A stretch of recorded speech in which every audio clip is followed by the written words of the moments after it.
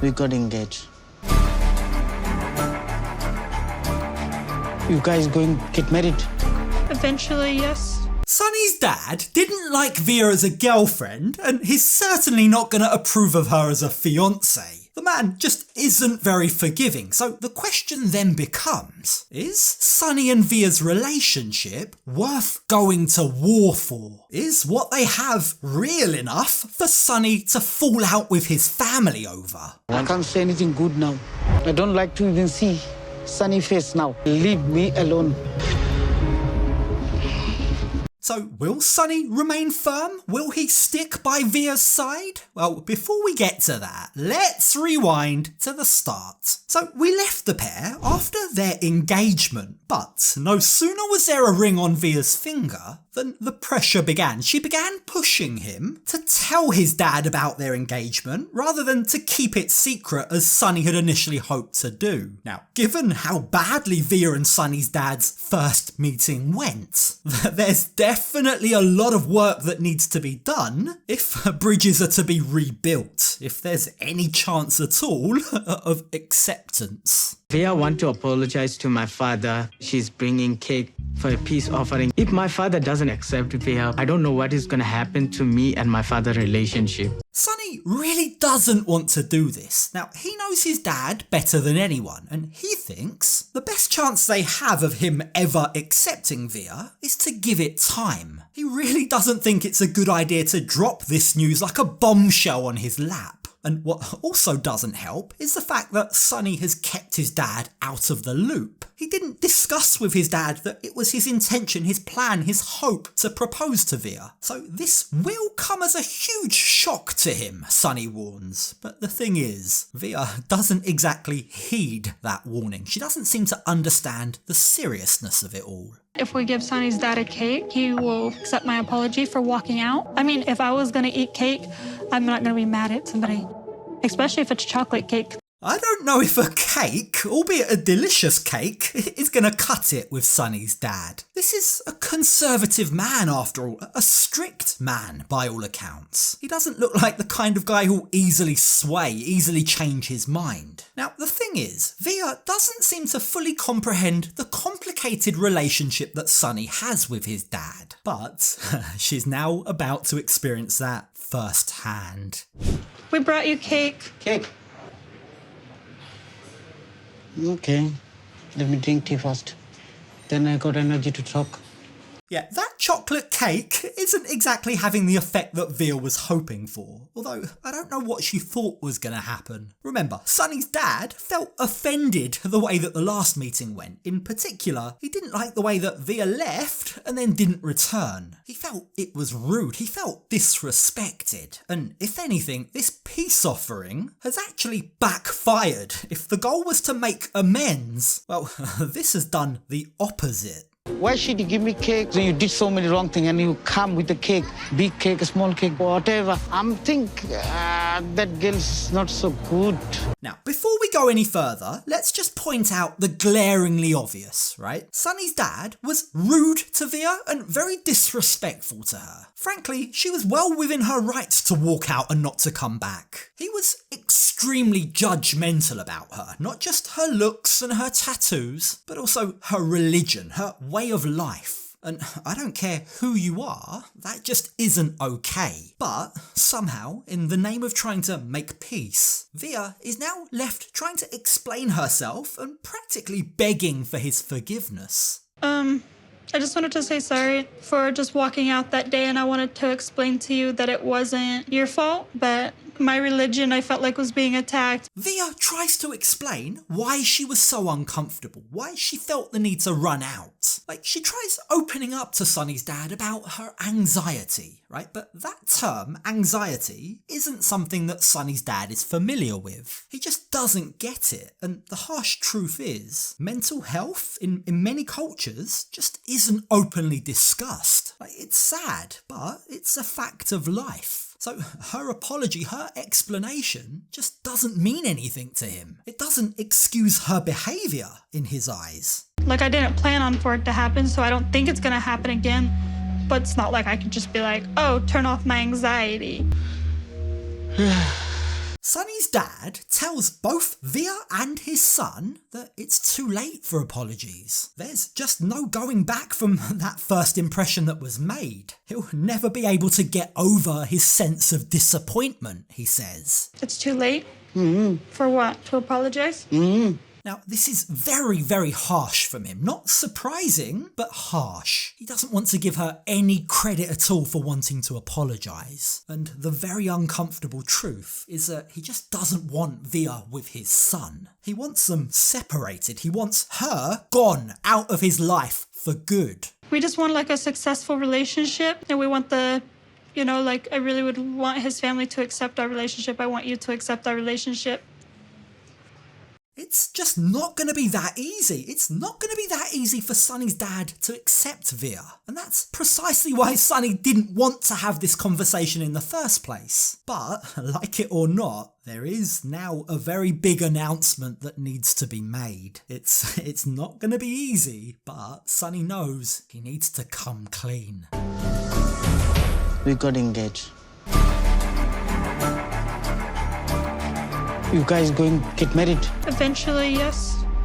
Sunny's dad's reaction is one of utter disbelief, like he refuses to acknowledge that it's true. He kind of just shakes his head, almost as if he shakes hard enough it might not be true. Now, he goes on to say that he will never accept this, and for as unreasonable as that might be, I think if we're looking for someone to blame here, it's got to be Sunny, doesn't it? Like, what was he thinking? How did he think this was going to go? How did he think that proposing to Veah was in any way, shape or form going to work out well for him? I mean, Veah doesn't know any better, okay, fine, but Sunny knows his dad. He should have known how badly this was going to go down. And it's at this point that Sunny's dad turns to Veah and asks her the question we just knew was coming. But are you going to convert?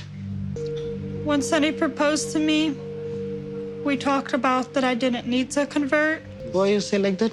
It's true! Sunny made promises to Veah, telling her that she wouldn't need to convert, all the while knowing that his family would never accept it. He's been playing his own stupid game. He's been living in the hope that even though he told her she wouldn't need to convert, that she'd do it anyway. So, given how important religion is for Sunny's family, why did he do that? Why wasn't he just honest from the start? It's now left his fiancé in an impossible situation.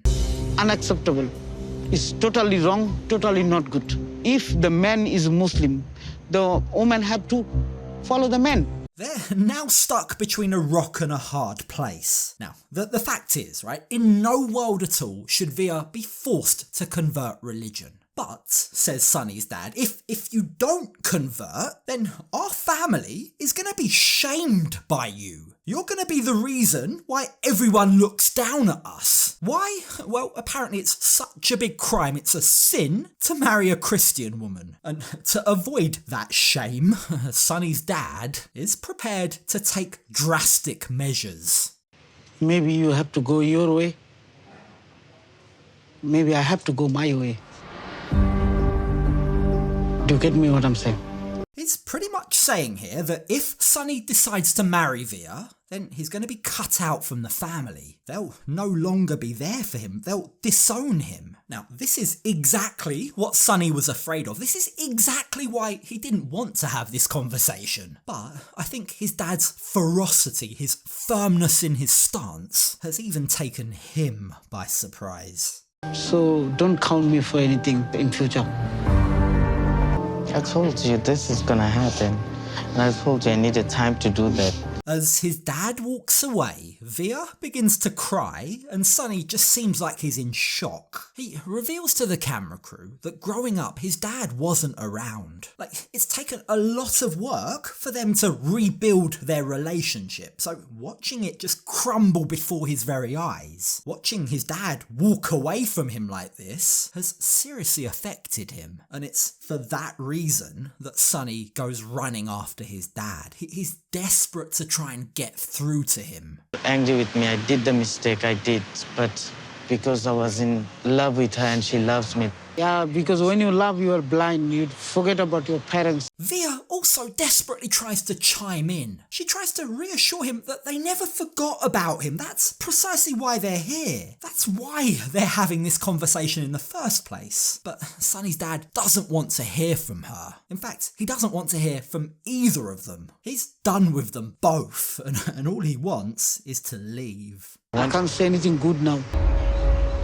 I don't like to even see Sunny face now. Leave me alone.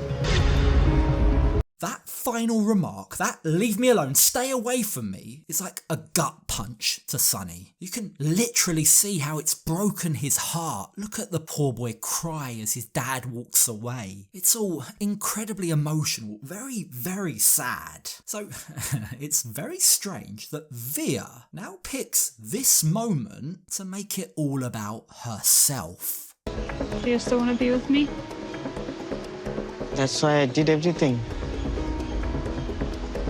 Look, I get that Veah's feeling insecure, but this moment isn't about her. Give your fiancé some support, for God's sake. Give him a second to think about what's just happened without bombarding him with needy questions. Remember, Veah is about to fly back to the States, right? So having lost his dad and also his fiancé about to go too, he's about to be left all alone. He's scared, but crucially, he hasn't completely lost hope. Veah's going back home, and my dad kicked me out of his life, you know?